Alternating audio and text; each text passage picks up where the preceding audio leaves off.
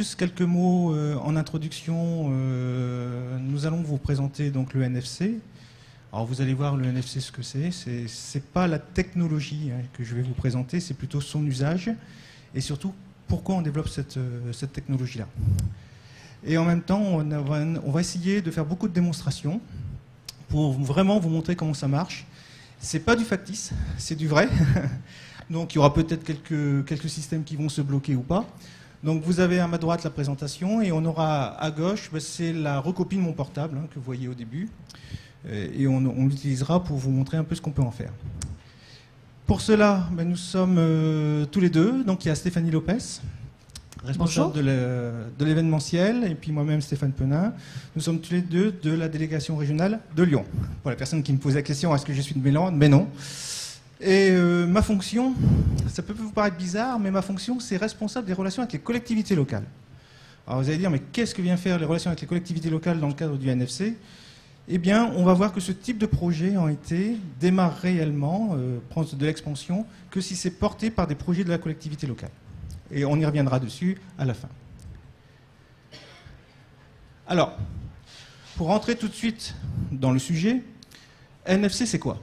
Alors, comme je vous ai dit, c'est une technologie, c'est pas un service.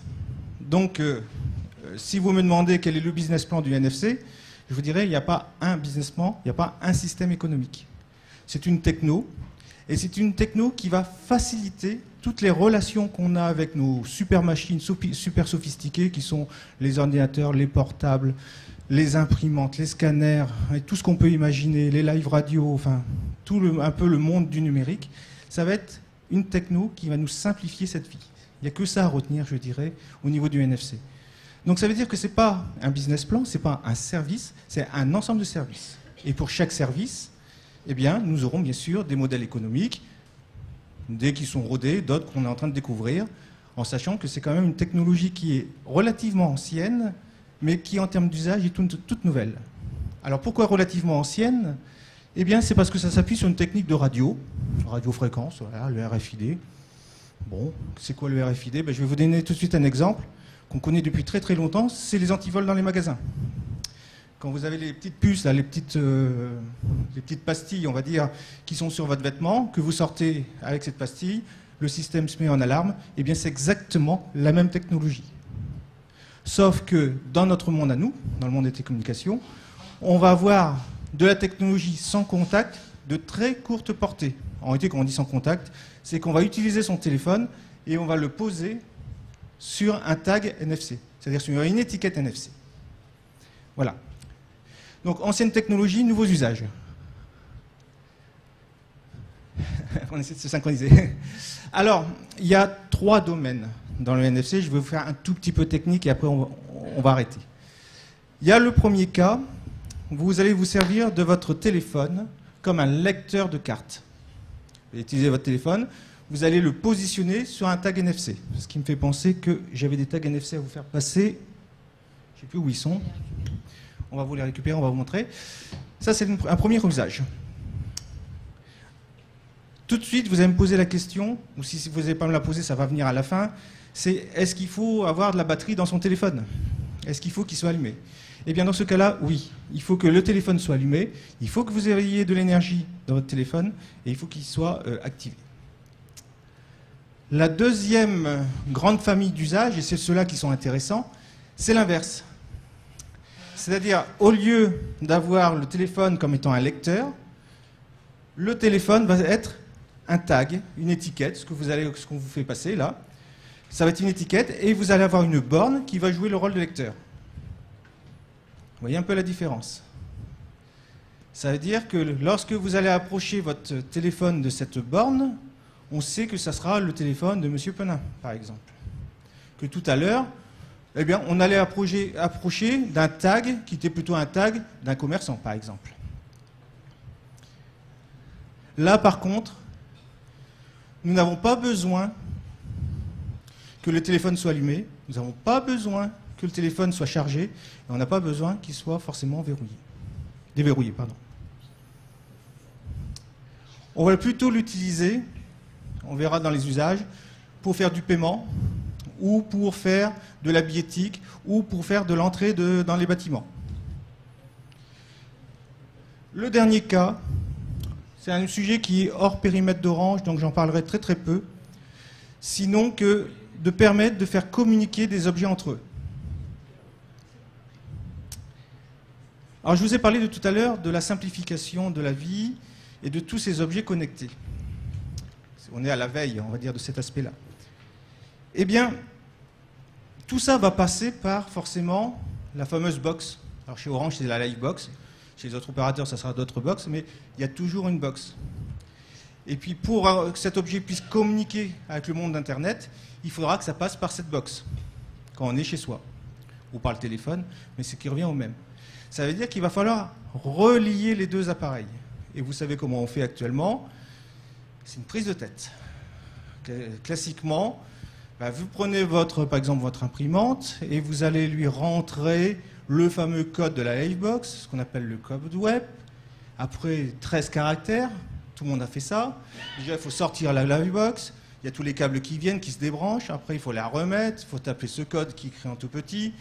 En réalité, les 13 caractères, ça se traduit par 39 caractères parce que vous le faites 3 fois. Enfin, c'est pas quelque chose de très très simple. Le système de peer-to-peer, par exemple, en objet connecté, eh bien, vous allez prendre votre téléphone, vous allez les mettre sur votre Livebox, vous allez transporter les données sur l'imprimante, ou inversement, et vous aurez les deux qui seront connectés. Grâce à cette technologie de NFC. Vous voyez déjà un peu ce qu'on peut faire en termes de simplification. Mais pour l'instant, revenons un petit peu sur la première partie, la première famille, je dirais, d'informations, qui est les lecteurs de tags. Tag, c'est étiquette. Hein. Alors, avant de vous parler tout de suite de NFC, je vais vous parler d'anciens tags, enfin on peut dire d'anciennes technologies, mais qui est tout à fait en utilisation aujourd'hui, qui sont les tags 2D, 2 dimensions. Tout le monde connaît depuis très longtemps le tag 1D, c'est le code barre. Dans ce code barre, qu'est-ce qu'on fait? On y met de l'information.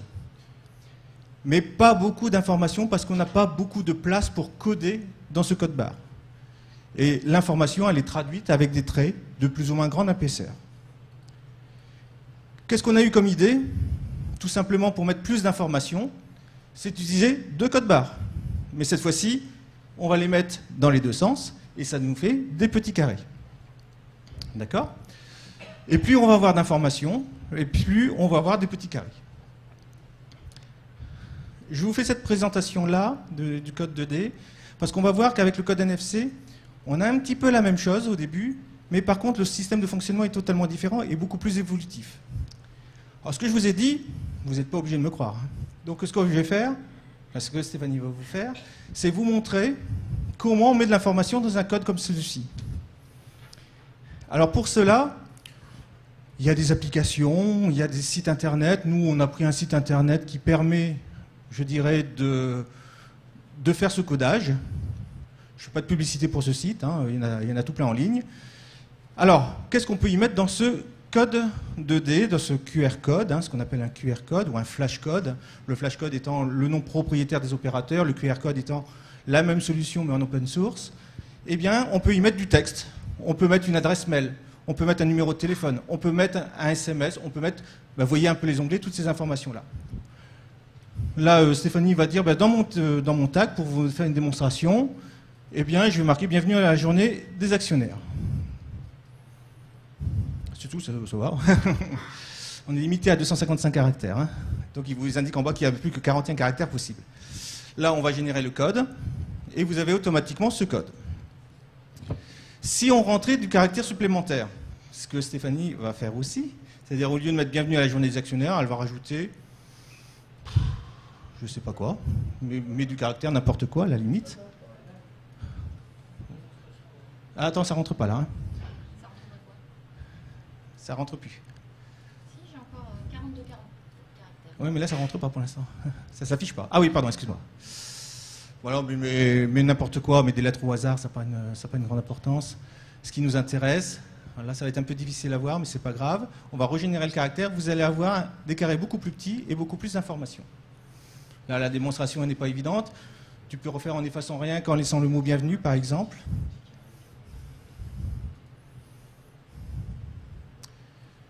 on fait, vous voyez, beaucoup moins d'informations, des carrés plus grands. Donc, ce que je voulais vous montrer, c'est que l'information qu'on met dans ces tags, elle est simplement retraduite graphiquement. Ensuite, qu'est-ce qu'il va falloir faire pour utiliser ce tag? Eh bien, il va falloir avoir un smartphone, premier point. Un deuxième point, il va falloir télécharger une application qui permet de lire ces codes. Ensuite, il va falloir... Tiens, on passe sur la diapo suivante, on va tout de suite le voir. Voilà. Donc, il faut que j'ai mon smartphone, il faut que je lance mon application qui va bien pour lire le bon code. Je vous ai parlé, il y a des flash codes, des QR codes, des matrix, enfin, il y a différents types de codes. Donc, il faut bien avoir la bonne application. On va viser avec son appareil photo de son smartphone ce code-là, par exemple, et on va avoir l'action qui va se réaliser. Bah, vas-y, fais-le. Donc là, je vais ouvrir l'application que vous pouvez voir avec l'icône suivante, la QR Code Reader. Donc, je l'ouvre. Alors. Non, mais c'est bon, voilà, c'est bon. Oui, c'est parce qu'elle conserve toujours en mémoire l'ancienne, dernier enregistrement. La dernière page qu'on voit. Alors. Je ne sais pas laquelle que tu as pris. Ah, on reste dessus. Reviens par la petite flèche en haut à gauche. Alors, vous voyez déjà, on ne l'a pas fait exprès, hein, mais c'est pas si naturel que ça. Voilà. Donc là, voilà, on a initialisé l'application, on est en mode photo, et on va visualiser le QR code, soit sur l'écran, soit sur l'autre écran. Ça aurait été plus simple de le faire sur l'autre parce qu'il y a moins de contraste, enfin plus de contraste, pardon, et moins de brillance. Et on va voir l'information. Ah, t'assistes, hein. Donc, la démonstration, elle est bien. Elle est bien, je voulais quand même pas en arriver là, mais elle est bien pour montrer quand même que c'est pas si évident que ça.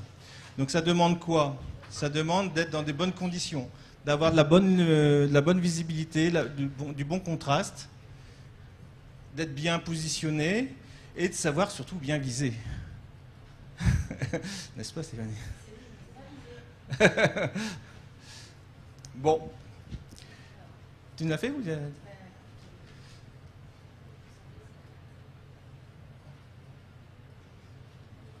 Voilà. Ouf, on y est arrivé. Donc là, qu'est-ce qu'on avait fait? On avait mis dans ce QR code, on avait mis une adresse mail, et cette adresse mail va pointer logiquement sur le bon site. Voilà, nous y voilà enfin. Bon. Pardon? C'est un autre flashcode qu'on a utilisé, c'est pas Non, celui on que en je a viens de pris un créer, autre en fait. comme ça, mais on aurait pu prendre le même de tout à l'heure, ça aurait marché aussi. Mais là, comme c'est sur un écran PC, parfois la lecture avec le mobile n'est pas forcément évidente. Comment? Quand vous avez tapé bienvenue, on l'avait à l'écran aussi, vous aurez pu photographier à l'écran. Oui, non, mais c'était un exercice de bienvenue, c'était pour vous montrer comment ça se codait dans le dessin. On aurait pu flasher, on l'aurait eu directement, tout à fait.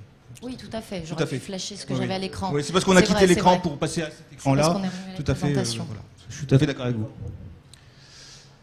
Bon, là, c'était un peu une digression. On va revenir sur le code NFC. Alors, avec la transparence suivante. Alors, le NFC, eh bien, on est ce qu'on appelle la troisième évolution, même voire révolution du mobile. La première, on avait un téléphone pour téléphoner, ça paraît assez évident. C'était toute la partie voix, donc avec la téléphonie 2G. On pouvait envoyer quelques petits SMS, quelques messages via une technologie qui était associée à la 2G, qui était le Edge. On est passé après dans un aspect beaucoup plus haut débit et en termes de multimédia et d'applications, et voir maintenant la télévision, la vidéo. Et dans ce cas-là, ça va être la 3G et la 4G. Donc on va maintenant pouvoir charger des photos, charger des vidéos, regarder la télé en ligne, etc. Et avec la technologie NFC, on va faire des actions. À titre d'information, aujourd'hui, on passe à peu près plus d'1 heure de son temps avec son téléphone, et bien plus sur la partie multimédia que sur la partie téléphonique. On a déjà basculé. Et maintenant, on va pouvoir voir qu'avec son téléphone, on va pouvoir faire des actions comme rentrer chez soi, comme allumer la lumière ou couper l'alarme, comme payer des achats ou utiliser un GPS.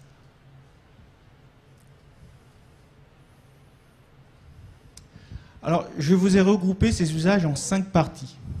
On n'en verra que 4. La première, c'est un petit peu ce qu'on avait fait avec le QR code, c'est d'avoir accès à une information. Mais cette fois-ci, on va voir qu'on n'a plus besoin d'avoir une application qu'il faut lancer, qu'il faut avoir les bonnes conditions de lumière, de contraste, etc., de viser le QR code. Il va suffire de positionner le téléphone, il faudra l'allumer bien sûr, le positionner sur le tag que vous avez vu. On va voir après un autre usage qui est de payer directement. Vous avez peut-être déjà vu le NFC à la publicité, à la télévision avec les publicités, où la personne pose la carte bancaire sur un TPE, un terminal de paiement, et ça se débite automatiquement. On va vous faire la démonstration tout à l'heure. On va voir aussi que ce téléphone va servir de billettique, de billet. Quand on va prendre un billet pour aller d'un point A au point B, en utilisant un bus, un transport à RER, et puis je ne sais pas quoi, un métro entre les deux, eh bien, on va pouvoir sortir son billet via ce téléphone. L'ouverture, le point 4, l'ouverture des immeubles, vous connaissez tous, hein, c'est les petits badges qu'on a. On passe devant le lecteur en bas de l'immeuble, la porte s'ouvre. Eh bien, au lieu d'avoir ce petit badge, on peut utiliser son téléphone pour faire la même chose. Et la fin, le dernier usage, c'est un ensemble de toutes ces possibilités qui permet d'accompagner le client du début jusqu'à la fin dans un contexte particulier. On prendra l'exemple de Roland-Garros, on pourra prendre l'exemple du Stade de France, le grand stade de Lyon, où vous allez réserver votre billet, vous allez entrer avec votre téléphone, vous allez être accompagné dans le parcours pour savoir jusqu'où il faut aller à votre place, vous allez avoir de l'information sur vos portables, etc., etc., etc. On reverra. On va commencer par le premier point, avoir accès directement aux informations. Alors on y va. Alors, comme je vous ai dit tout à l'heure, on pointait le tag qui était le QR code. Là, si tout marche bien, il suffira de se positionner en positionnant... Alors là, nous a un peu caché alors, les codes. Donc voilà. Vous ne l'avez pas entendu, ça fait bip. Oui. Et vous connectez directement... Ah oui, mais il ne faut pas bouger le téléphone. Hein. Voilà. Vous vous connectez directement sur le site. Il y a toujours ce truc qui nous arrive, là, le bras, là, il y a une publicité voilà, qui nous embête bien. Voilà. Donc vous voyez que par rapport à tout à l'heure, et ouf, c'est beaucoup plus simple. Merci Stéphanie. Parce que tu aurais fait l'inverse, tu aurais été bien embêté. Donc vous voyez qu'on n'a plus besoin d'application, c'est tout natif, c'est dans l'appareil. Alors, vous allez me dire, on a besoin de quoi? Eh bien, on a besoin d'un smartphone, comme tout à l'heure.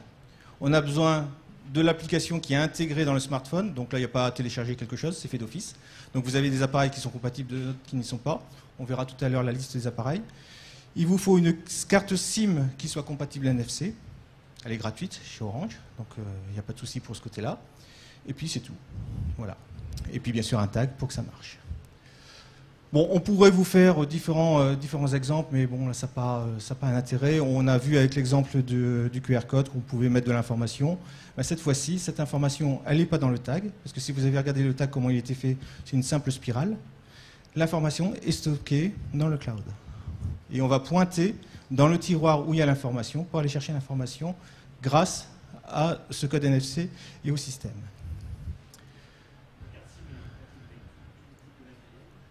La carte SIM est... Non, c'est un couple. Enfin, c'est un couple. Je vais le dire autrement. C'est-à-dire que si vous avez un téléphone compatible NFC, enfin qui est NFC, et que vous mettez une carte ordinaire, vous n'aurez pas la fonction NFC. Si vous avez un téléphone non NFC avec une carte NFC, ça ne marchera pas. Maintenant, si vous avez un téléphone NFC et une carte NFC, quel que soit l'appareil que vous avez, ça va marcher. Voilà. C'est-à-dire que vous n'avez pas une carte NFC par modèle d'appareil, mais il faut que ça soit compatible NFC. Voilà, oui. Oui. Et d'ailleurs, sur la carte SIM NFC, il est noté, si vous avez un mobile NFC et une carte SIM, vous voulez savoir si elle est NFC ou pas, il y a un petit code qui permet de reconnaître si la carte SIM est NFC, qui est le N9, si je ne dis pas de bêtises. On pourrait peut-être aller un peu plus loin. Quasiment à la dernière transparent. Tu vas d'un bloc au bout. Allez, vas-y, fonce à fond. Voilà, vas-y. On va passer assez rapidement. Top, on revient. Voilà. Ici. Donc, sur les mobiles NFC, nous avons au niveau mondial 265 modèles. Vous n'avez pas trouvé les 265 modèles en France parce que, bon, voilà, il y a des modèles spécifiques pour certains pays.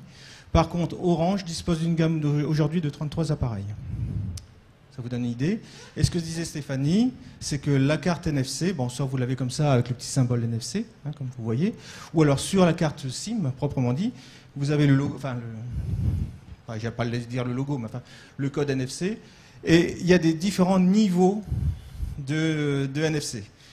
Pour faire du paiement et de la billettique, il suffit d'avoir le niveau N9, mais c'est ce qu'on vous met systématiquement actuellement. Donc vous n'avez pas à vous prendre la tête. À partir du moment où vous avez un portable NFC, vous demandez une carte SIM NFC. Je vous le rappelle, elle est gratuite. Et puis vous aurez forcément le dernier niveau qui permet toutes les fonctionnalités. Et l'échange est gratuit. Oui. Si la carte SIM est gratuit, voilà. D'origine n'est pas NFC. J'essaie de retrouver ma première page. On en était. Alors, remonte un bloc et puis voilà. Niveau 2. Donc, pour le paiement. Oui, donc on peut passer ça. On va passer, on a été. Alors oui, ici, quelques usages d'utilisation quand même. Vous avez vu qu'on a fait, nous, le premier cas, c'est-à-dire on est allé sur une page d'un site. On peut envoyer un mail directement. Vous allez me dire, c'est pas très intéressant. Si, ça peut être des notifications. Par exemple, vous êtes commerçant, vous avez mis un tag NFC, vous voulez vous inscrire à une newsletter ou à une information du magasin. Les clients, ils arrivent, tiens, ça m'intéresse de recevoir sur mon mail. C'est plutôt l'inverse en général. On n'aime pas trop, mais enfin, voilà, on met son téléphone sur le tag et vous êtes abonné directement à la newsletter du magasin, par exemple. Itinéraire avec adresse, je vais passer sous silence. Alerte SMS, ça c'est assez sympathique. Tout le monde a eu ça dans sa vie. Je pense surtout aux mamans inquiètes. Je regarde Stéphanie. Voilà, on aime bien savoir quand son gamin il est rentré de l'école. Souvent, on lui dit, quand tu rentres, tu me passes un coup de fil pour me dire que je suis rentré. Ouais, c'est dérangeant quand même. Alors, tu me passes un SMS. Ouais, mais c'est casse-pied à taper. Eh bien, vous mettez un petit tag sur votre porte, enfin de l'autre côté de la porte quand même, à l'intérieur de votre appartement. Le gamin arrive avec son téléphone. Il pose directement son téléphone sur le tag et vous avez un SMS qui part immédiatement à la bonne personne. Les appels automatiques, c'est assez sympathique aussi. Ces tags, ce sont des tags qui sont prêts à l'emploi. Vous pouvez les personnaliser avec des photos, des logos. Un usage assez gadget, mais que je trouve qui est quand même très intéressant. Donc vous appelez toujours les mêmes correspondants. Votre enfant, vos parents, enfin qu'importe. Eh bien, vous mettez leurs photos sur le tag. Vous arrivez avec votre téléphone, vous les téléphonez, vous positionnez sur le tag de la bonne personne et ça appelle automatiquement la personne. Je pense un peu dans le cadre des handicaps, les personnes âgées. Ça peut être un usage qui peut être intéressant à travailler.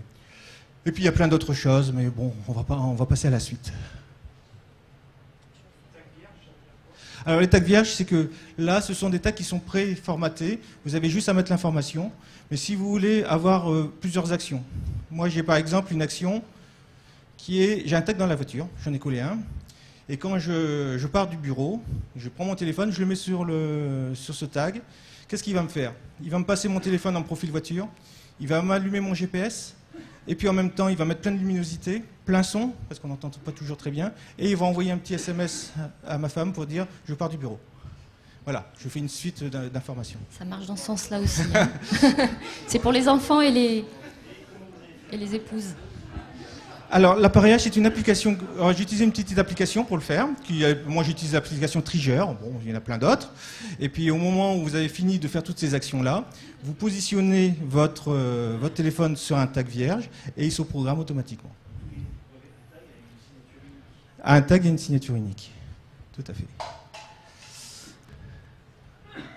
Je vous ai mis le site, là, on va pas aller dessus, mais je vous ai mis le site pour vous montrer qu'on peut avoir, je dirais, des choses qui sont toutes faites. Voilà, là, bon, c'est un prix, comme c'est tout fait et que c'est personnalisable, on a un prix qui est de 1,80 €, je sais plus combien. On va dire un petit 2 € pour faire simple. Vous pouvez aussi avoir cette application et le faire tout, je veux dire, manuellement, et vous achetez des tables de quelques dizaines de centimes, quoi, voilà. Vous pouvez choisir le format, enfin voilà, c'est personnalisable. Ouais, c'est les formats que je vous ai montrés, enfin voilà, 1,85 €. On va peut-être passer maintenant sur une partie qui commence à venir intéressante. Bon, ça c'était la démonstration, on l'a vu. C'était en cas où ça ne marchait pas, hein. J'avais quand même fait les transparents. C'est de payer avec toute sécurité. Alors, ben, je pense qu'on va déjà commencer par voir une petite vidéo qui explique le système et après je commenterai.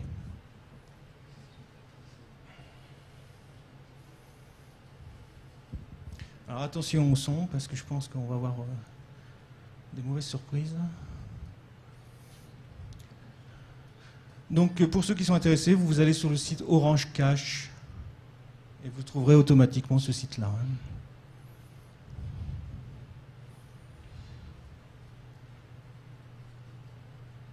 Avant, quand je voulais faire du shopping, je devais impérativement avoir de la monnaie ou ma carte bancaire sur moi. Aujourd'hui, grâce à Orange Cash et mon nouveau mobile NFC, mon téléphone m'offre un moyen de paiement simple, sûr et efficace. Quelques clics me suffisent à activer le service sur mon téléphone. Sans engagement ni document et quelle que soit ma banque, je n'ai plus qu'à y transférer la somme qui m'est nécessaire. Avec Orange Cash, je peux ainsi payer en NFC chez les commerçants, générer un numéro de carte de crédit virtuel pour effectuer mon achat en ligne en toute sécurité, tous mes paiements sont sécurisés et je peux en plus bénéficier des bons plans chez les commerçants partenaires. En résumé, avec Orange Cash et mon mobile NFC, je simplifie mes paiements au quotidien.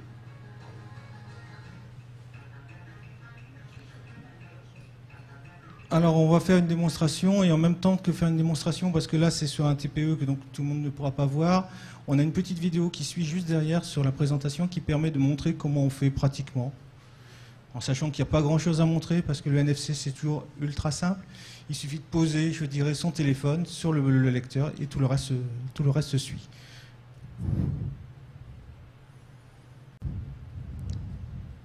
Ah, la vidéo est blanche. Ah, voilà. Alors, attends 30 secondes. Si tu peux, oui, arrête, tu peux poser, faire une petite pause, merci. Oui, tu entends une question. La phrase AMO, c'est que vous créditez, vous faites un paiement. Alors, voilà, j'allais y arriver. Donc, pour faire très simple, hein, je ne vais pas vous faire tout le système. Imaginez que vous avez un compte à la Banque Postale, au Crédit Lyonnais, à toutes les banques qui peuvent exister en France, et vous avez un compte Orange. On va imaginer qu'on a un compte bancaire Orange, et vous créditez, vous allez transférer de l'argent de votre compte. C'est un peu comme quand vous allez retirer de l'argent à votre distributeur de billets, et vous allez le mettre sur ce compte Orange. Et à partir de ce moment-là, vous allez pouvoir utiliser, débiter ce compte en faisant du paiement sans contact. Voilà, c'est le principe. Ça a l'avantage d'être ouvert à toutes les banques. Ça a l'inconvénient d'avoir un compte, j'allais dire un compte intermédiaire, une phase intermédiaire de créditation. Et puis dans les mauvaises nouvelles, allons jusqu'au bout, puisqu'on est entre nous, le service est gratuit. Le commerçant ne paye pas plus que si c'était un transfert, un paiement par carte bleue.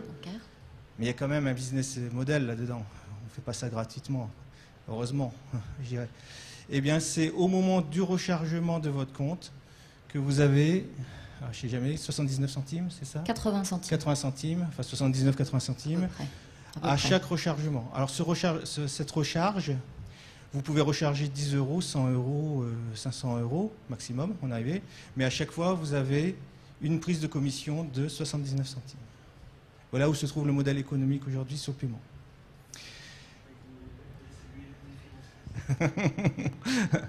Alors, même chose aujourd'hui, et je dis bien à aujourd'hui. Je pense que c'est des choses qui vont évoluer. J'ai dit quelque chose d'important. Je ne pense pas qu'il y ait des commerçants dans la salle. on s'appuie sur n'importe quel type de réseau. C'est-à-dire que la transmission qu'il y a derrière, ça peut être de la 4G, c'est ce qu'on est en train de faire là actuellement, mais ça peut être aussi de la 3G, de la 2G. Il y a pas de... C'est indépendant. Le mode de transmission est indépendant, puisque les échanges qu'il y a entre le système et le TPE, bah, c'est juste un système RFID de fréquence locale. C'est en local. Après, vous avez un TPE qui fonctionne classiquement. Alors, pour revenir sur ce que je disais tout à l'heure, et ça, c'est un des freins, je ne vous le cache pas, qu'on est en train de regarder comment on peut faire, c'est que le commerçant doit payer une commission, enfin je ne sais pas comment on appelle ça, ça porte un nom bien spécifique, je ne trouve plus le terme, lorsque vous faites une transaction bancaire. C'est-à-dire que lorsque vous payez avec la carte bleue, la banque demande une commission pour faire cette transaction. C'est exactement la même chose dans le cadre d'un paiement NFC. En réalité, vu du commerçant, il n'y a pas de différence entre le moment où vous payez avec une carte que vous allez introduire dans l'appareil ou une carte bancaire que vous allez poser en NFC ou un téléphone que vous allez poser en NFC. Il n'y a pas de différence. Or, nous, on préconise, vous allez bien deviner pourquoi, on préconise le paiement de NFC pour les petits achats. Or, ça pose quand même un vrai problème au niveau de certains commerçants qui disent « moi, je ne prends pas la carte bleue en dessous de 10 € parce que derrière, je ne m'y retrouve pas ». C'est vrai aussi pour l'NFC, hein. C'est-à-dire que la problématique est la même. Voilà, et c'était un des écueils de Monéo, et c'est en train de se discuter très très très sévèrement avec les banques. Voilà. Voilà. Donc c'est vrai que ça ressemble un petit peu à du Monéo, mais on va voir que ça intègre beaucoup d'autres choses que le paiement. Pour l'instant, je suis obligé de vous présenter les différentes briques, ce que j'appelle les différentes briques d'usage, mais vous allez voir que l'ensemble va aplanir, je dirais, un peu cet inconvénient de paiement au niveau des commerçants. Maintenant, il y a de plus en plus de commerçants qui prennent quand même les achats en dessous de 10 € avec la carte bleue. Bon, voilà. Alors, mon expérience personnelle sur le sujet, c'est qu'on a présenté cette technologie l'an dernier, ou il y a 2 ans, je ne me souviens plus à force, au CIRA, au Salon de la Restauration et de l'Hôtellerie. Et donc, on a vu beaucoup de personnes qui travaillaient dans le métier de la bouche, hein, ce qui est logique pour ce type de salon. Et ils étaient enchantés du système, même s'il fallait payer, bien sûr, la transaction au niveau de la banque, comme un paiement à carte bleue. Parce que si je prends un boulanger, par exemple, les 3/4 de son temps, c'est un problème d'encaissement. Avec en plus une nouvelle règle, une nouvelle loi, qu'on n'a pas le droit de manipuler des aliments et de la monnaie en même temps. Il faut bien séparer les choses. Ce qui fait qu'ils sont obligés de prendre une personne à plein temps au moment du dimanche à 11 h, vous voyez ce que je veux dire, devant la caisse. Et le commerçant, qu'est-ce qu'il fait? Il fait juste de l'enregistrement d'argent, quoi. Il ne fait plus du conseil, il ne donne plus ses produits. Enfin, je veux dire, il fait juste, voilà, il fait de l'encaissement. Et les gens, qu'est-ce qu'ils font? Ils font la queue pour payer. Et ça, ce système-là, si on gagne, alors ça paraît gadget, hein, ça paraît énormément gadget de dire je vais gagner 3 secondes, 5 secondes. En réalité, c'est plus que ça parce que les gens savent où c'est ma carte bleue, je ne trouve pas, l'argent, j'en ai où, je la laisse tomber. Enfin, vous imaginez, c'est terrible. Eh bien, le fait de gagner ces quelques fractions de temps, on va dire, au moment du paiement, ça leur enlève vraiment, je dirais, un souci énorme. Et donc, le sans contact, qu'il soit avec la carte ou qu'il soit avec le téléphone, ce n'est pas leur problème, je dirais, pour eux, c'est très intéressant. En plus, on ne touche pas de l'argent, donc c'est génial. Peut-être qu'on va faire une démo parce que... La vidéo? Non ? Oui, bien sûr, la vidéo. J'ai pas regardé l'heure en plus.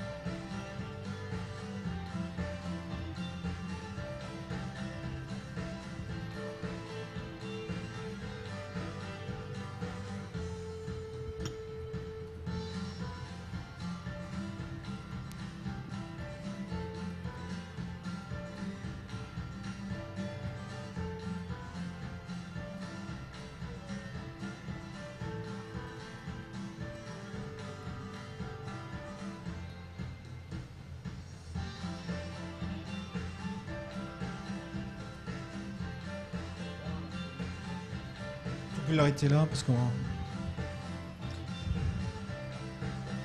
Donc, ce que je voulais vous dire là, il y a une chose très importante. C'est-à-dire que lorsque vous allez faire un achat, et ça c'est pour la notion de sécurité, hein, parce que le sujet va bien sûr, comme tout nouveau système de paiement, on se pose la question où se trouve la sécurité dans ce mode de paiement. Alors déjà, quand vous faites un achat inférieur à 20 euros, bon, il faut que votre téléphone soit allumé, il faut qu'il soit déverrouillé, donc ça c'est déjà un premier niveau de sécurité. Et en dessous de 20 euros, on ne demande rien. On fait simplement l'acte de poser le téléphone sur le terminal de paiement. Si on est supérieur à 20 euros, on considère que ça commence à venir un achat un peu plus important. Dans ce cas-là, on va vous demander un mot de passe, de taper le mot de passe. C'est ce que vous avez vu à l'instant. Et il y a encore un troisième niveau de sécurité. Enfin, si on peut appeler ça de la sécurité, on va dire des garde-fous, on va le dire comme ça. C'est-à-dire que si vous avez dépassé plus de 100 euros dans la journée d'achat, c'est-à-dire que vous avez fait... je sais pas moi, 6 achats à 20 euros, eh bien, quand vous allez arriver au montant de 100 euros, il va vous demander le même code de sécurité. Donc déjà, c'est un premier point. Et je sens tout le monde qui va se dire, mais alors si je perds mon téléphone, qu'est-ce qui se passe? Ça, oui, c'est vrai, qu'est-ce qui se passe? Si vous perdez votre téléphone, c'est un peu comme si vous perdez votre carte bancaire. Qu'est-ce que vous allez faire? Vous allez appeler votre service client, et on a un service 24 heures sur 24, 7 jours sur 7, qui va bloquer. Qui ne va pas bloquer le téléphone, mais qui va bloquer uniquement la fonction de paiement. Alors c'est quand même plus sécurisé que la carte bancaire, parce que la carte bancaire, c'est ce qu'on fait. Eh bien, on va arrêter le compte, on va fermer le compte, je ne sais plus comment on met ça, on met une opposition sur le compte. C'est tout. Ça ne veut pas dire que la personne ne peut pas continuer avec la carte bancaire à faire quelques transactions, faire des petites transactions, mais quand même faire des transactions. Tandis que là, ce qu'on fait, c'est que bien sûr, on fait une opposition sur le compte. Enfin, c'est la banque qui va se charger de faire cette action-là. Et en même temps, à distance, on va bloquer la partie de la carte SIM qui permet ce paiement. Donc, instantanément, on ne peut plus se servir de son téléphone pour payer. Bien sûr, on peut se servir pour toutes les autres fonctions. Ensuite, il y a une notion de... Oui.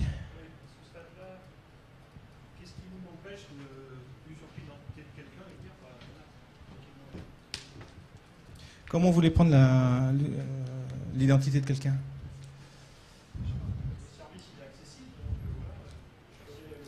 Ah. Là, j'avoue, je ne peux pas vous répondre comme ça. Je pense qu'on doit avoir certainement un certain nombre de questions, un questionnement pour valider l'identité de la personne. Mais j'oserais dire, c'est un peu la même problématique que lorsque vous avez perdu votre carte bancaire. Vous appelez le service... Dans ce cas-là, ils prennent le temps de vous poser des questions avant de faire la nous aussi, je veux dire, c'est exactement le même principe. Et entre nous, c'est le même service. Donc c'est la même prestation, avec la même qualité de prestation. Oui, par exemple. Oui, mais ça, on ne l'a pas forcément avec soi. Hein, je veux dire. Ce que je voulais vous dire, c'est autre chose, c'est plutôt la notion de rapidité d'intervention. Je vais faire un sondage, tiens. Là, je prends des risques là. Je pense que vous avez tous une carte bancaire, vous avez tous un téléphone portable. Depuis quand vous avez vérifié que votre carte bancaire était dans votre poche? Posez-vous la question. Est-ce que c'est il y a 5 minutes? Enfin là, il n'y a pas de chance, on est à midi, donc après manger, on a peut-être vérifié. Est-ce que c'est il y a 1 heure, 3 heures, 3 jours? Voilà. Et puis, je vais faire la même chose avec le téléphone. Depuis quand vous avez vérifié que votre téléphone était dans votre poche? Naturellement, vous servez plus de votre téléphone que votre carte bancaire, enfin j'espère, en tout cas, sauf en période de solde peut-être, mais voilà. Ça veut dire quoi? Ça veut dire qu'on se rend compte qu'on a perdu son téléphone, ou qu'on a égaré, ou qu'on a oublié, hein, je veux dire ce qui revient au même, dans les 3 minutes qui suivent, en moyenne. La carte bancaire, ou son portefeuille, mais je parle bien de la carte bancaire parce qu'on vérifie si on a bien son portefeuille ou son sac, mais on ne vérifie pas si on a la carte dans son sac ou dans son portefeuille. C'est en général 3 heures à, 2 jours pour certains, et pour les messieurs, c'est peut-être 3 jours, encore plus. Donc c'est pas si évident que ça. Donc ça veut dire qu'on se rend compte bien plus rapidement qu'on a oublié son téléphone, ou qu'on l'a perdu, ou qu'on se l'est fait voler, que sa carte bancaire. Et dans le piratage, dans les fraudes, etc., ce qui compte, c'est le délai. Voilà, c'est aussi un argument. Le dernier point, c'est qu'on a travaillé avec, je dirais, les banquiers, les gens du métier, et on a une information d'identité sur la carte SIM, vous en doutez bien, hein, puisque ça ne se fait pas par miracle, c'est pas dans le téléphone, mais c'est dans la carte SIM, qui est ultra protégée, qui est même mieux protégée que certains systèmes de cartes bancaires. Voilà.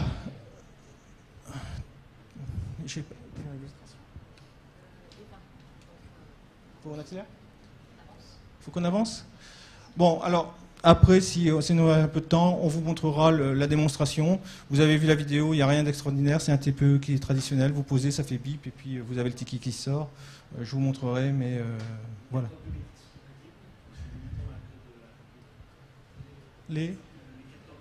Non, pour l'instant, c'est un code à taper à 4 digits. Enfin, à 4 caractères, pardon. On passe. La capacité du porte-monnaie, il y a deux options. Il y a une première capacité qui doit être de 500 € et une deuxième option à 3000 € à vérifier sur le site Orange Cash. Il y a deux formules.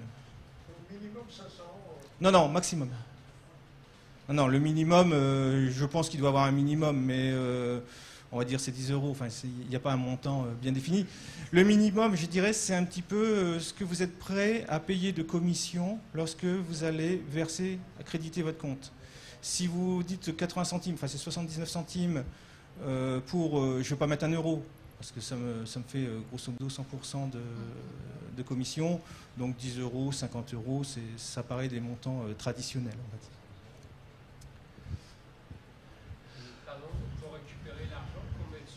Oui, tout à fait, tout à fait. Ça se fait, on ferme le compte et on rembourse bien sûr le. C'est pas le carnet de timbre. Voilà.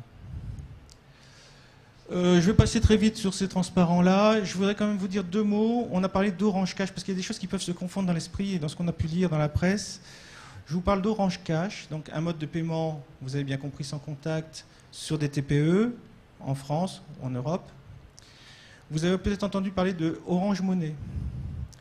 C'est vrai, ça ressemble. Orange Money, eh bien, c'est un produit-service qu'on a mis en place essentiellement dans les pays africains. On a 13 pays sur le continent africain qu'on a déployés, qui permet de payer un peu le même principe, je dirais, qu'Orange Cash, mais c'est plutôt du paiement de personne à personne.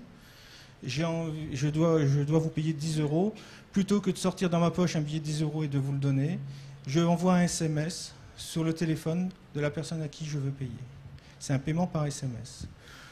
Aujourd'hui, ça explose sur le continent africain parce qu'on n'a pas la même implantation de banque qu'en Europe. On n'a pas des distributeurs de billets à chaque coin de rue, tout simplement. En France, on va mettre aussi ce service, mais certainement aménagé d'une autre façon. D'autre part, l'idée, c'était de ne pas avoir d'argent liquide dans sa poche. Qu'est-ce qu'il fait avec un SMS qui vaut... Non, parce qu'il y a un abonnement de chaque côté chez Orange et ça crédite son compte, tout simplement. C'est un peu comme un compte Orange Cash, on va dire, où on crédite et on décrédite. Voilà. Oui, tout à fait, sinon un SMS, ça n'a pas d'intérêt. Tout à fait. L'idée, c'était de ne pas avoir d'argent liquide qui était, disons, fort convoité et qui crée beaucoup d'agressions. Voilà, c'était l'idée. Donc on a un contexte un peu différent en France. Bon, on a bien sûr développé dans différents pays européens, mais je vais y revenir pour après. Passons maintenant à un usage qui est assez nouveau et qui vient très intéressant, c'est l'aspect billettique. Alors, oui, tu peux passer. On a développé dans 4 villes ce système. Alors, le système, il est très simple. Vous prenez votre billet avec votre portable, vous payez ce billet avec portable, vous avez votre billet dématérialisé qui est dans le portable. Vous êtes contrôlé dans le tram, dans le bus, dans le métro, via votre portable. Tout se fait en une action. Alors, on a développé sur Caen, c'est le transparent, sur Strasbourg, sur Caen et sur 2 autres villes. On peut regarder sur Caen. Voilà. Ah, pardon, excuse-moi. Bah, le mieux, plutôt que je vous en parle, c'est que on a fait une petite vidéo qui vous explique cela. Et on va voir que dans cette vidéo, il n'y a pas que l'acte de paiement, mais il y a l'accompagnement du voyageur. C'est bien de prendre un billet, mais il faut savoir déjà par où je vais passer. Quand je vais aller de Saint-Jean-de-Maurienne à Saint-Étienne, qu'est-ce que j'utilise comme moyen? Ça, c'est le premier point. Donc ça nous donne le parcours. Ça permet aussi d'avoir un billet unique, C'est pas la peine de prendre un billet des bus de l'Isère, de la Savoie, pardon. Ensuite, prendre un billet de métro, reprendre un RER, enfin j'en sais rien, enfin bon, ça commence à devenir compliqué. C'est ce qu'on est en train de mettre en place au Rhône-Alpes avec la carte Oura, c'est-à-dire la première brique, c'est j'ai un billet unique pour aller du point A au point B. Ensuite, au moment où je prends ce billet unique, ça va me donner les heures d'arrivée, les heures de départ de chaque tronçon, on va dire, du parcours. On va avoir une information complémentaire aussi pour dire, eh bien, le bus, il va arriver en retard de 3 minutes ou de 5 minutes. Donc on a une information en temps réel sur le trafic. Et on peut même avoir un peu d'agrément en disant, ben voilà, sur le parcours, il y a des points intéressants dans tel domaine, dans tel domaine. Et tout ça en faisant une seule action, qui est l'action de NFC. On va voir sur Caen ce qu'ils ont fait.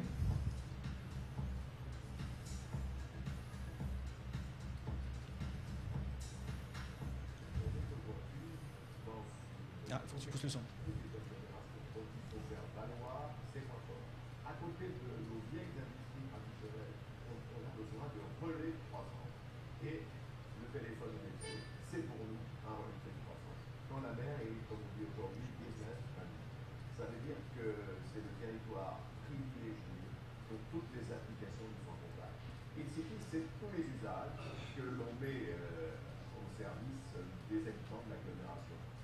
Dans le domaine du tourisme, dans le domaine du transport, demain dans le domaine des affaires de la société, mais aussi les collectivités vont utiliser les cartes connectées pour permettre aux usagers de l'agglomération d'avoir plus d'informations. Nous voulons permettre aux usagers de gagner à la fois en simplicité, en autonomie et en rapidité. Et cette technologie-là permettra de faire plusieurs choses. À la fois d'acheter son titre de transport 24 heures sur 24, 7 jours sur 7, c'est-à-dire à 24/7.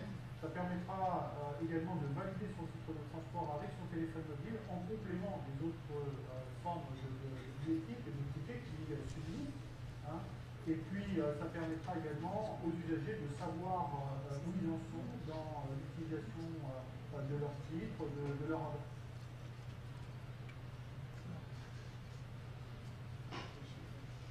Là, on vient de saturer la... Dès qu'on ne surveille plus, ça y est, voilà, ça se bloque. Alors, pour la petite curiosité du fonctionnement... On va laisser... Voilà, tu me l'as arrêté ? Oui. Alors, en même temps, on vous montre un autre usage. Je ne pensais pas vous le montrer, mais comme ça a un peu coincé. Eh bien, nous avons 2 ordinateurs qui sont en place. Ils sont connectés via le réseau Wi-Fi à un domino. Donc, le voilà. Que je débranche. Je prends tous les risques, là. Je prends tous les risques. Voilà. Un domino. C'est quoi un domino? C'est tout simplement une box Internet, mais qui est reconnectée sur le réseau 4G. Donc, c'est notre Livebox, mais en mobile. Donc, les 2 micros connectés dessus. Vous avez vu, on a des connexions Internet. Là, on doit être sur YouTube, si je me souviens bien. On était sur le site, voilà, sur les 2 appareils. Et en même temps, on a nos téléphones qui sont renvoyés sur la box aussi, qui permettent de les avoir à l'écran. Voilà ce qu'on peut faire aussi avec le 4G. Donc, de temps en temps, ça coince un peu, désolé. C'est une première qu'on a essayé de faire, mais je pense que c'est intéressant aussi, plutôt que toujours vous parler d'usage, c'est aussi de vous les montrer avec les avantages et aussi avec les inconvénients. On peut prendre la suite? Tant que ça s'est chargé.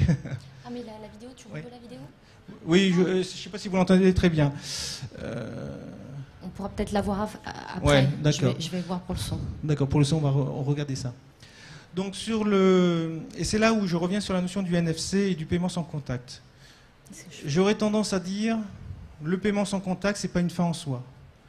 Même si on sait que dans les années à venir, ça va remplacer, je dirais, ou ça va venir en complément de tous les modes de paiement et dans tous les commerces. C'est surtout une brique parmi ce fameux, j'appelle moi, de parcours client. C'est-à-dire, ben voilà, je suis en amont du parcours, je suis pendant le parcours et je suis après le parcours. C'est vrai dans le transport, c'est vrai dans le tourisme, c'est vrai dans multiples domaines. Dans le sport aussi, par exemple. Donc il y a une partie en amont, on va préparer sa visite, on va préparer son itinéraire.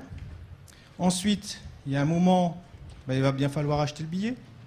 Ensuite, on va avoir de l'information en temps réel sur comment ça va se passer. Et après, il peut y avoir aussi d'autres choses. Dans le transport, en général, ça s'arrête là. dans le cadre d'un match de foot ou d'un cadre d'un spectacle, etc. Il peut avoir aussi l'après-visite en récupérant des informations le long du spectacle et de les récupérer sur son mail, comme les photos, pour dire « j'y étais ». Bon, c'est un peu ce dernier parcours qui est intéressant. Et ça serait dommage qu'on ait tout le parcours client, du début jusqu'à la fin, et d'avoir un trou dedans qui est le paiement et le contrôle des billets. Donc si je reviens sur Roland-Garros ou sur, allez, on va dire, on est lyonnais, sur le grand stade, qu'est-ce qui va se passer à ce moment-là? On va prendre son billet, on va le payer avec un système soit sur Internet, soit avec son mobile. On va trouver sa place grâce à une navigation par des cartes interactives et un genre de mini GPS, on pourrait dire, sur l'enceinte, dans l'enceinte, avec des informations, quel est le menu du restaurant à tel endroit, quelles sont les promotions dans la boutique OL, etc., etc., etc. Ensuite, eh bien, je voudrais entendre des informations sur mon portable en direct ou des commentaires, etc. Je me suis un peu éloigné du terrain, je me suis un peu éloigné de l'activité, mais je veux quand même conserver le contact audio. Eh bien, je vais appairer. Vous vous souvenez ma box avec les fils et puis le code web qu'il faut rentrer? C'est pas réalisable dans un stade si tout le monde, les 70 000 personnes sont en train de taper le code web. Il ne faut pas rêver. Eh bien, on aura un tag pour dire j'appaire mon téléphone au système audio du stade et j'obtiens tout de suite les commentaires à mon téléphone. Ça peut être intéressant aussi pour les personnes qui sont malentendantes, etc. Ça peut être aussi un usage bien spécifique. Ensuite, je vais faire quelques photos pour dire que j'y étais, le fameux j'y étais. Ou pour dire like, ou pas. Eh bien, ces photos-là vont aller directement sur le Facebook. Mais moi, si je fais une photo, après, il faut que j'aille sur le Facebook, il faut que je lance l'application, il faut que je me souvienne de mon code. Enfin bon, vous voyez, là, je prends la photo, je clique devant la porte du stade, je clique, je suis pris en photo, ma photo, et instantanément, je dirais, sur mon Facebook, même chose sur un tweet, ou etc., de ce genre-là. Donc on voit bien que le NFC va faciliter toutes ces transactions qui, aujourd'hui, on a un peu la fainéantise de le faire, parce que c'est lourd, c'est long, tandis que ce NFC va permettre d'accéder directement, rien qu'en faisant du poser ou du toucher. Donc c'est ce que j'ai mis dans les transparents qui étaient là. On retrouve les différents aspects. Bien sûr, la compatibilité de tous les terminaux de paiement. C'est le moindre des choses. Ensuite, qu'est-ce qu'on a? Voilà. L'histoire des photos, des murs de photos, et de pouvoir l'envoyer, je dirais, à ses amis ou sur son Facebook. Puis quelques gadgets, comme quand je dis gadgets, c'est les jeux qui peuvent être liés, je dirais, à l'événement. L'appairage audio, ça c'est pas, voilà, c'est ce que j'en ai parlé. Pouvoir imprimer aussi certaines informations, une photo, une documentation quelconque, une promotion. Aujourd'hui, pour imprimer dans un lieu public un document qu'on a sur son portable, c'est quand même pas un exercice très très facile. Et puis voilà, donc c'est pas la peine que je commente les chiffres. Vous voyez que c'est un franc succès. Quelques chiffres quand même, et je finirai par là pour respecter mon temps alloué et puis surtout pour répondre à vos questions si vous en avez. Quelques chiffres clés. Donc je vous les ai déjà montré, 265 modèles. Ce qu'il faut retenir, c'est surtout 33 appareils qui sont dans notre catalogue. La carte SIM, j'en passe. Si on regarde, on est en pleine explosion. Non, tu jongles avec tes écrans. Regardez, on est sur des échelles de temps très courtes. En 2011, on n'avait qu'un seul appareil, c'était vraiment le proto du prototype. Fin 2013, vous voyez, j'ai mis 33 appareils. Juin 2014, j'ai 33 appareils. Ne serait-ce qu'il y a un an, on était à une vingtaine.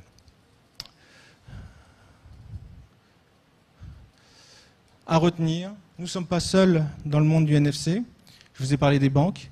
Un tiers des cartes bancaires sont NFC aujourd'hui, avec un objectif que quasiment la totalité sera NFC d'ici 2020. Donc le geste pour payer en NFC sera acquis. Après que vous payiez avec une carte bancaire ou avec votre téléphone, c'est juste pour avoir des informations complémentaires, des services supplémentaires. Ça me fait penser que dans les services supplémentaires, On peut tout de suite, au moment du paiement, créditer la carte de fidélité qu'on préfère. C'est-à-dire que vous allez chez votre pizzaiolo, vous payez votre pizza, allez, 15 €, allez, 10 €. Ouais, 10 €, hein, 10 €. 10 €, et puis au bout de 10 pizzas achetées, vous en avez une gratuite. C'est plus la peine de sortir sa carte bancaire, c'est pas la peine de ressortir sa carte de fidélité qu'on a laissée chez soi, parce qu'à tous les coups, on l'a laissée chez soi. Eh bien, au moment du paiement, vous allez créditer votre carte de fidélité. Et quand vous arriverez à la 10e, ben, au moment de payer, on vous mettra 0 €. C'est quand même assez sympathique. D'ici fin 2014, à la fin de cette année, 300 millions de mobiles dans le monde. Et puis déjà, on voit qu'on a 1 sur 4, enfin, on voit qu'on a une perspective de 1 sur 4 d'utilisateurs en Europe qui paiera avec un mobile d'ici 2017. Et je crois que voilà ce que je voulais vous dire sur le NFC.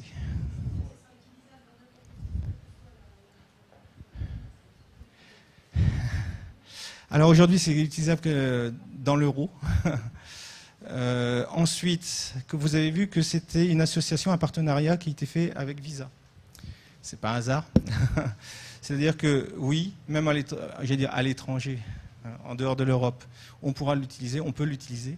Je dis on peut l'utiliser, sauf que vous avez aussi toujours les frais de change, comme si vous payiez avec une carte Visa, quoi. Ni plus ni moins. Oui.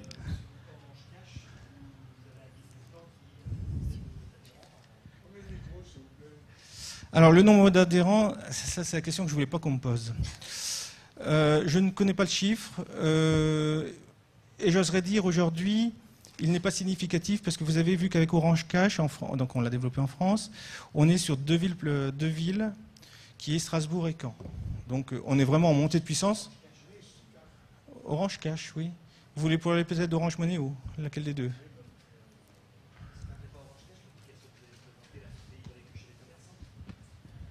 Reformulez s'il vous plaît.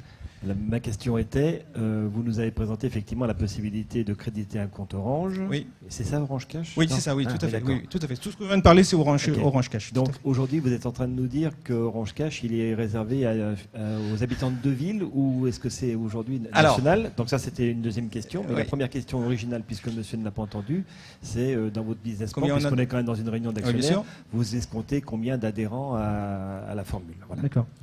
Alors,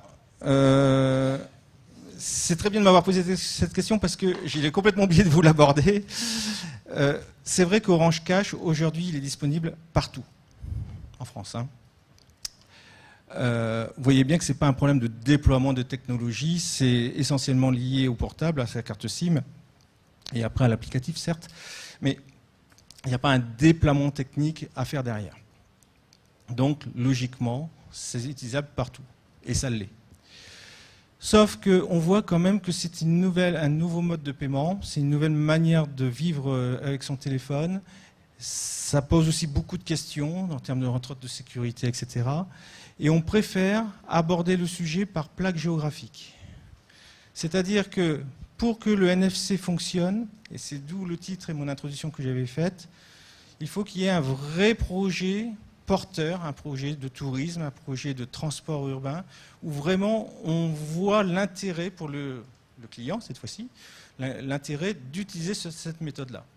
Si c'est uniquement pour de temps en temps acheter 3 croissants à la boulangerie du coin, ça va faire du monéo. Je le fais court, mais c'est un peu ça. Il faut vraiment qu'il y ait autre chose que le paiement, qu'il y ait un accompagnement à côté. Et je pense que, nous pensons que le meilleur accompagnement qu'on peut avoir, c'est dans le domaine du transport, voire du tourisme. Et c'est pour ça qu'on a démarré ces expérimentations, qui sont plus que de l'expérimentation. Enfin, on a démarré ce déploiement, on va dire, qui n'est pas un déploiement technique, sur 2 villes, en janvier, avec un objectif d'aller jusqu'à fin 2014 partout. Rhône-Alpes, on prévoit de déployer, entre guillemets, je dirais, dans la fin de l'année, au 4e trimestre. Parce que nous souhaitons, c'est plus un problème de communication, de formation, d'information. C'est-à-dire que dans nos boutiques, lorsque les clients vont rentrer, il va falloir qu'on leur explique un peu ce que je viens de faire là, à quoi sert le NFC, qu'est-ce qu'il faut, quels sont les avantages, les inconvénients, la problématique, qu'on mette tout sur table, qu'on ne dise pas prenez, allez-y, tout va bien marcher. Non, voilà le contexte. Donc c'est plutôt cet étalement lié, je dirais, à un plan de communication, un plan d'accompagnement du client, un plan de formation, et qui doit être lié à un usage majeur, et les commerçants suivront le chemin. Après, l'espérance du nombre de clients, aujourd'hui, je ne sais pas dire.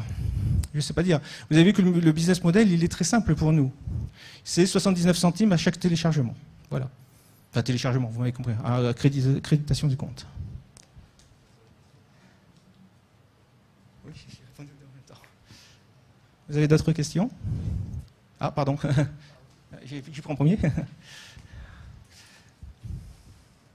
Par un point de vue sécurité, est-ce que c'est comme le téléphone, c'est comme la carte? Parce que la carte, le problème, c'est qu'on peut prendre le numéro et la fin de validité du numéro à distance. J'ai vu ça à la télévision, le gars il passait dans le métro ou quoi, et hop, il chope les numéros comme ça. Et celui qui a une grosse antenne, il arrive à 100 mètres. Oui, on voit beaucoup de choses dans ce domaine, du tout et beaucoup de spectaculaire, on va dire. Là-dessus, on est très, très, très vigilant. Moi, je peux y faire avec le mien. Hein.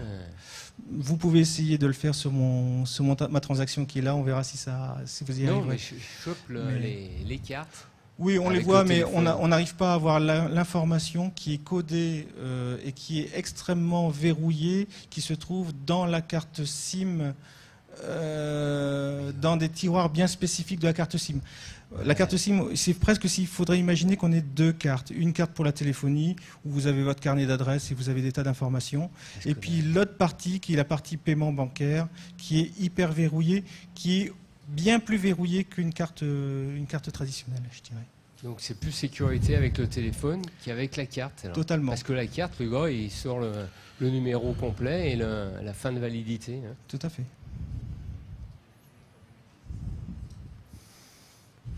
Alors, c'est pareil, ça me fait penser à une chose, c'est que dans les émissions de RFID, vous avez vu qu'il y a des RFID qui ont des très grandes portées. Par exemple, lorsque vous rentrez dans un portillon, qu'on va vous ouvrir la porte automatiquement, style remontée mécanique, etc. Et puis vous avez, là on n'a pas fait la démonstration, mais on pourrait le faire, il faut réellement poser le téléphone sur le lecteur. C'est même pas à 1 cm, c'est je le pose dessus. Donc ça veut dire que les émissions sont vraiment très très courtes et il faudrait qu'il y ait quelqu'un qui soit vraiment à côté avec un autre téléphone. Enfin bon, je veux bien, enfin on peut tout, mais... Oui, mais... Après, on peut tout imaginer, si vous voulez. On peut toujours tout imaginer. Oui, mais c'est bon. On va prendre une dernière question, pardon, parce que oui, il y a une autre question, pardon. Moi, ce que je vois, c'est qu'en fait, bon, vous avez expliqué le business model. En fait, moi, je pense qu'il y a un nouveau métier. Il y avait des développeurs de sites web. Ouais. En fait, il va falloir maintenant des gens qui conçoivent des parcours, comme vous l'avez, voilà, pour montrer l'usage, parce que il y a un sacré développement commercial, parce que vous dites qu'on peut faire paraître de restaurants et tout, donc là, il y a du business derrière. Il y a le champ des possibles, comme on dit, il est immense, et c'est vrai que quand j'ai préparé cette présentation, j'ai voulu être très factuel, très concret, vous montrer des vrais exemples, etc. Et après, j'ai pris un peu de recul en disant, c'est vrai que ça ressemble un peu à du gadget quand même. Entre nous, c'est quand même assez léger. Ben oui, parce qu'on est vraiment au tout début, je dirais, de ce déploiement. Et voilà, il y a une vraie tranche d'activité qui est la conception du parcours et sa réalisation technique. C'est-à-dire l'idée de dire je suis là, j'y étais, par exemple, qui est tout simple, je dirais. Tout le monde fait des photos. Tout le monde fait des photos quand on va, je sais pas, on va au Mont-Saint-Michel. On a tous envie de faire une photo pour dire, ben voilà, j'y étais. Et c'est cette partie qui est à creuser, à travailler et à imaginer. Et je pense que le NFC ne va que favoriser ce développement, parce que vous avez quand même vu qu'avec le QR code, etc., c'est quand même pas si simple, quoi. Je veux dire, ça marche, mais enfin, ça reste quand même assez high-tech. Tandis que là, le NFC, c'est vraiment prévu pour vulgariser, simplifier, au niveau du grand public, que ce soit pour téléphoner, pour envoyer quoi que ce soit. Et je suis tout à fait avec vous, les vrais business models, les vrais enjeux, ils ne vont pas se situer sur la techno. Non, il n'y a pas de la techno. Enfin, je veux dire, personne ne va s'amuser à acheter du NFC, enfin, sauf les geeks, mais enfin, ça va s'arrêter là. C'est bien l'usage. Et l'usage, c'est les applicatifs. Tout à fait. Merci beaucoup pour la dernière question qui me permettait de faire ma conclusion. l'agence. À l'agence.